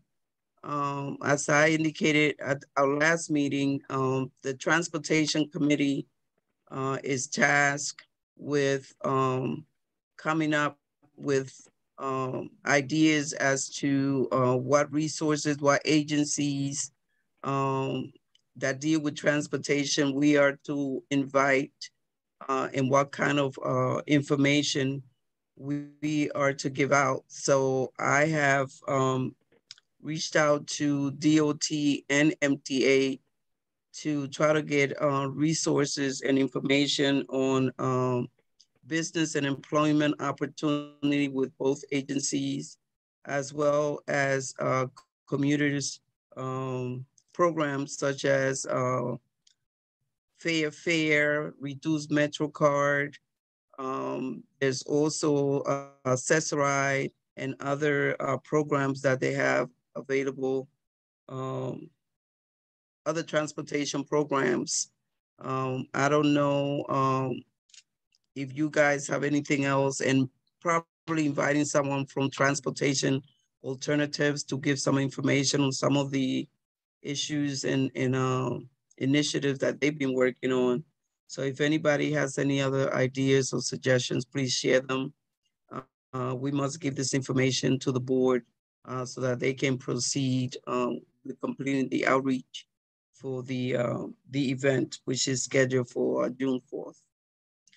So any ideas from the members, any suggestions? Could you just clarify what is the point of the fair? Like, what are we trying to achieve, or what are you trying to achieve? It's basically a resource fair. So all of the committees, you know, health, environment, education, economic development, we are all to basically reach out to all of the agencies. Like, we mainly deal with DOT, very rarely with MTA. But there, you know, you also have Ubers, and you have all of this other transportation mechanism. So it's just like, this is a resource fair for the community. So if anybody wants information on transportation issues, programs, or things of that nature, we will have tables with representatives from these agencies who will be able to provide information to the residents. You know, economic development can have information for the local businesses.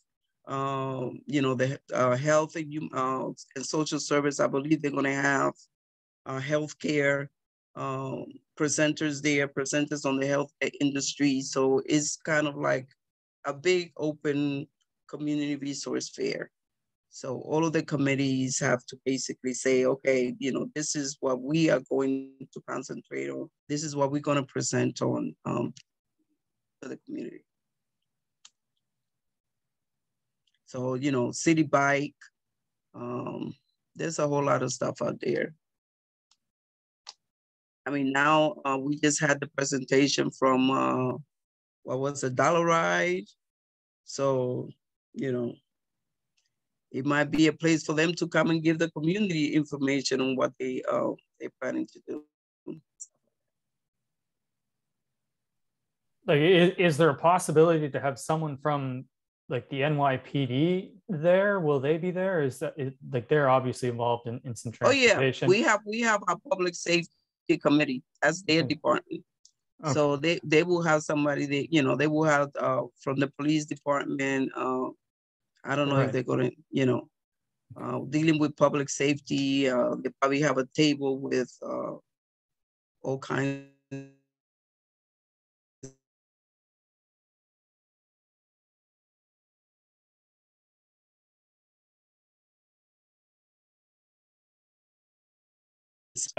Without commenting too much on the NYPD, like I just did the 5-borough bike tour, and like that doesn't happen without the NYPD. They must have had thousands of officers shutting down 40 miles of intersections. Like, so I guess where I was going was just like there's things in the neighborhood that can't get done without them, and I think it'd be important to have them there to answer questions. They'll definitely be there, but that's not our committee, that's public safety. And actually the jail parks committee, Nicholas Almanor got his hands raised. Nicholas, you want to share information? No, what I would say in terms of this committee, you guys deal with traffic. Traffic is a separate part of the police department. And I think the transportation committee, can we try to do the leadership or the structure of the traffic department and get them to be there? So we could ask them all those questions we need to know in terms of where enforcement is taking place, because a lot of the time, the fact that a lot of the streets are being enforced. So I think that the traffic department, police department should have a section where they interact with the public. And I think this committee can do that approach. As the overall police department, I know we in terms of crime safety in the fire department and all that other stuff. And I think this is something as a transportation, things that pertain to transportation, we can appeal to that part of the police department to be there from your committee. That's what I wanted to say. Thank you.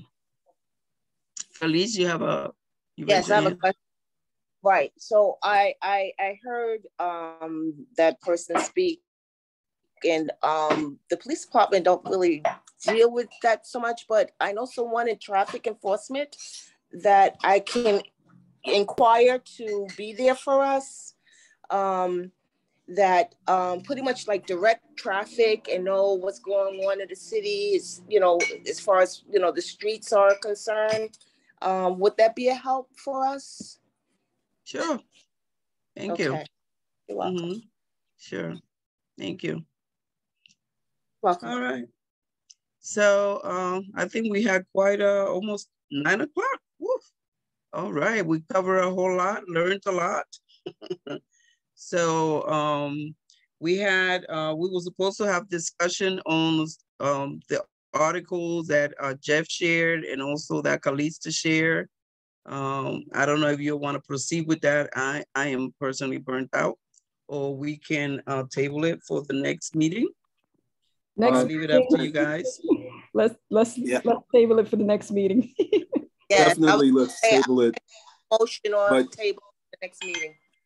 Thank you. I just want to throw one more suggestion of interesting content relative to the task of this committee. There's a documentary that airs periodically. I've only seen it on Channel 11. It's called 2040. I don't know if anybody's heard about it, but 2040. 2040, and it's a documentary that gives a view of where urban centers are heading unless they change course and embrace transportation alternatives, right? So I don't want to summarize much more of it than that. It's very interesting. And as a car lover, I'm not thrilled about everything that it shares, but I can also read the room. And I think it's important if everybody here gets an opportunity to see it. If you hear about it, definitely it's worth your time to check it out. 2040. Okay. Thank you for that. Jeff, is it the one about like climate change too? Like it talks about. Oh yeah, yeah. It's definitely inclusive of that, and as well as massive changes in transportation, building up infrastructure that is way more robust than anything that we know of today. Oh, okay, cool. Yeah, I see on the website here. It looks like it's on Hulu too, if anybody has that. Okay, great. Thank you for sharing. All right, everybody. So 9:01. So hi, Paco, you want to say something? Yeah, I was just going to say something about the next meeting. I'm curious if you heard, but on Twitter, Councilwoman Rita Joseph had mentioned at our next meeting, DOT is supposed to present their city bike locations. I was curious if she heard that exclusively, or if you also heard that too, or I don't know. I feel like we've been teased about information from DOT other times where they say they're going to show up and they aren't. So no, I mean normally when they want to present something to the board, they send the request to the community board, and I don't believe, Mia, you guys have received anything about that? Not I. No, because they normally contact the board and let them know. Huh? Did they send anything about presenting about the bike? Okay. What is a bike? No, I did not receive any information about a presentation. Yeah. You know, so I mean, there's still time. Let's see if if they do send such a request, but they haven't.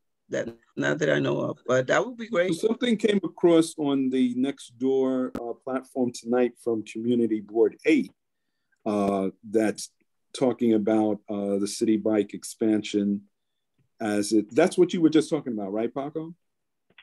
Well, yes, but I was talking about it for CB9 because I know we did those like workshops many years ago, and then it was obviously a pandemic. There's something happening within the next week.